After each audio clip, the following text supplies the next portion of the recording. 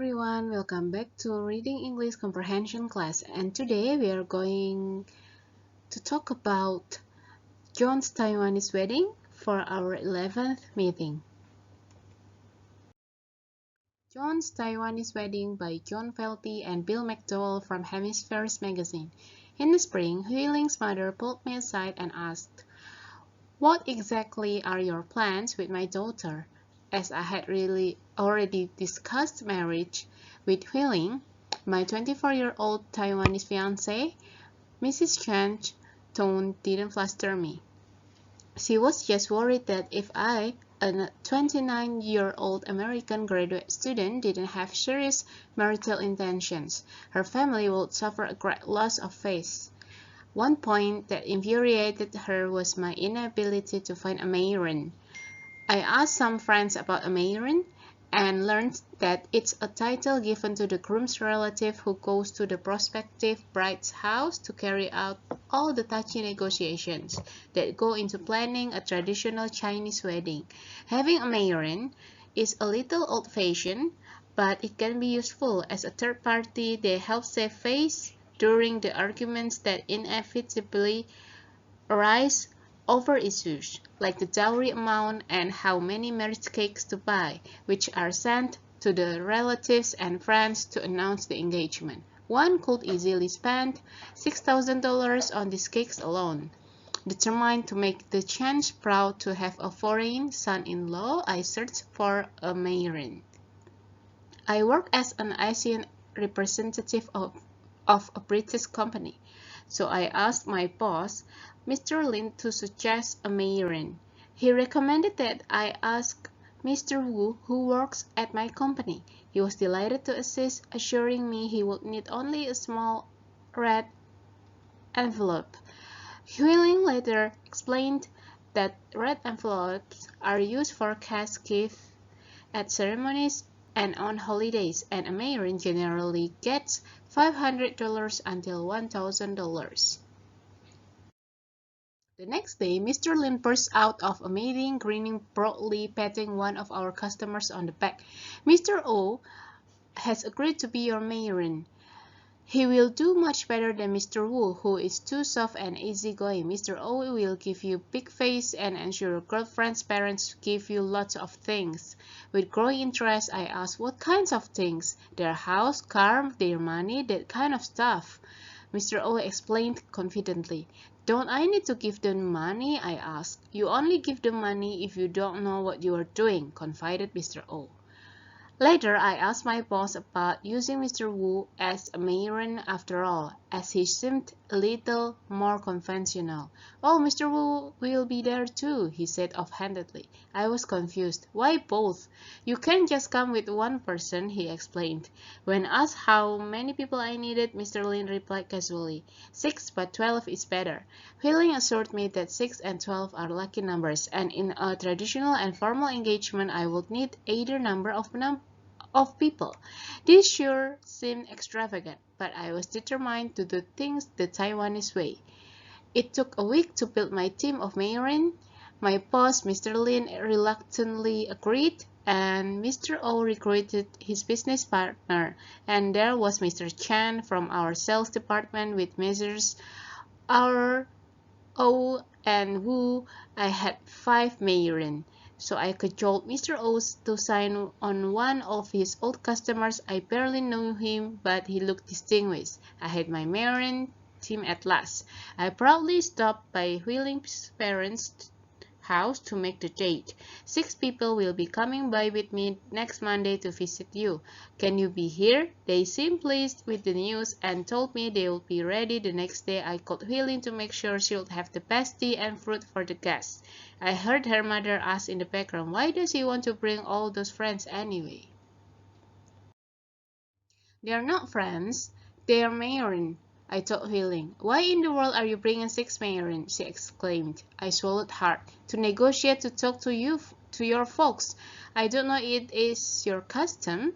I heard Mrs. Chen again shouting in the background, "What Mayron? 6 Mayron? Who ever heard of that? What am I supposed to say to all of them? 6? That's crazy." I was losing my cool. You said 6. Everybody said 6. I booked 6. Huiling replied evenly. Listen, you need 6 people but only 1 Meirin. Now count. I'm 1 person, mom and dad make 3, 1 Meirin and a friend, and you make 6. But don't worry, my parents decided not to bother about Meirin. Our Meirin scenario illustrates how easily communication in a cross-cultural relationship can become modeled. Due to my imperfect Mandarin and my inexperience with Taiwanese customs, I confused the need for 6 people with the need for 6 Meirin. The highlight of the wedding was the 12-course Chinese feast at a local restaurant. As is the custom, Huiling and I, with parents in tow, stopped at each of the 23 tables and toasted to my new relatives. My parents couldn't understand the words but shared in the outpouring of good wishes for a bright future. Next. Here are the new vocabulary. Fluster means bother, upset. Marital intentions means plans to get married. Suffer loss of face means lose the respect of other people. Infuriated means angered. Prospective means likely to be. And touchy means sensitive. A third party is someone who is not personally involved in the negotiations. Easygoing means not easily disturbed or irritated and easy to please. Give you big face means a direct translation from the Chinese meaning will make you look important. Conventional means traditional like other people. Extravagant means excessive and too generous. Measures means plural of Mr. Cajoled Mr. O2 used to humor to persuade Mr. O2.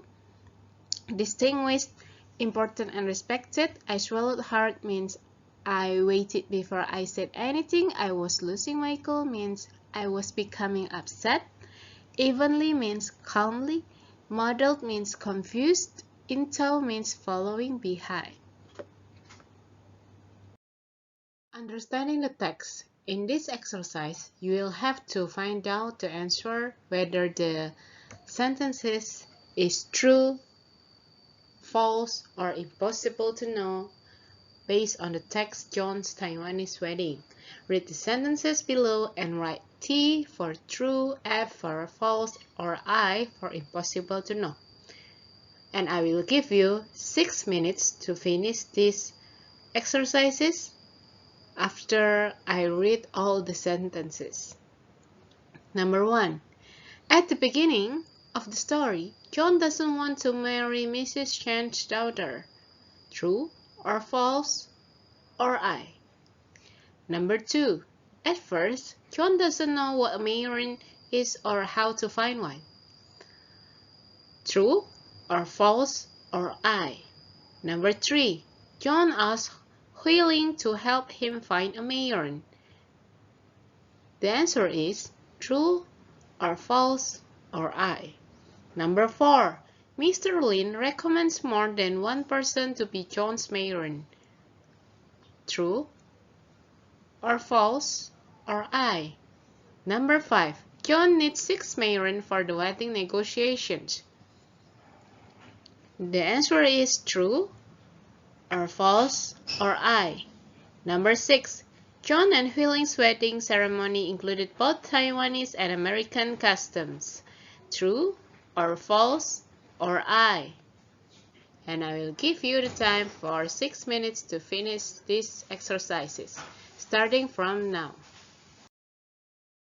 Here is the answers for the understanding the text for true or false or impossible to know exercises. Number 1, the answer is false. Number 2, the answer is true. Number 3, the answer is false. Number 4, the answer is true. Number 5, the answer is false. Number 6, the answer is I, impossible to know. Next, we are going to do another exercises. B. Consider the issue. Work with the partner to answer these questions below, and you will be given time for about 6 minutes to answer all of these questions with your partner. Number 1. At the beginning of the story, what is John's problems? What does he do to solve his problem? Number 2. What mistake does John make and what are the consequences of his mistake? Number 3. What is the reason for the misunderstanding in this story? Number 4. The words marriage cakes, line 14, and red envelope in line 21 appear in quotation marks in the story. Why do you think that is? I'll give you 6 minutes to answer this question, starting from now.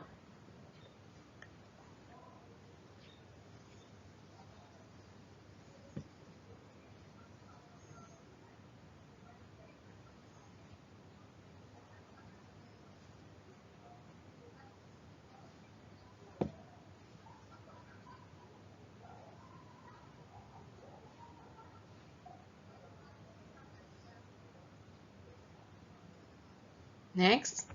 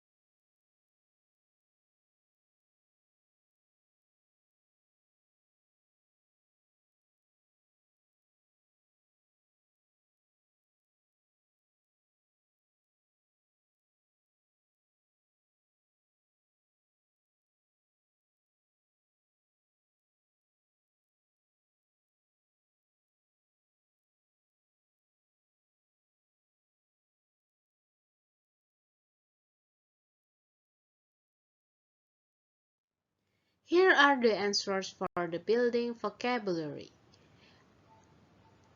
Number 1. Since has the same meaning with as. Number 2. Anger has the same meaning with infuriated. Number 3. The words is have a synonym with old-fashioned. Number 4. Supervisor synonyms are boss. Number 5. The synonyms are grinning.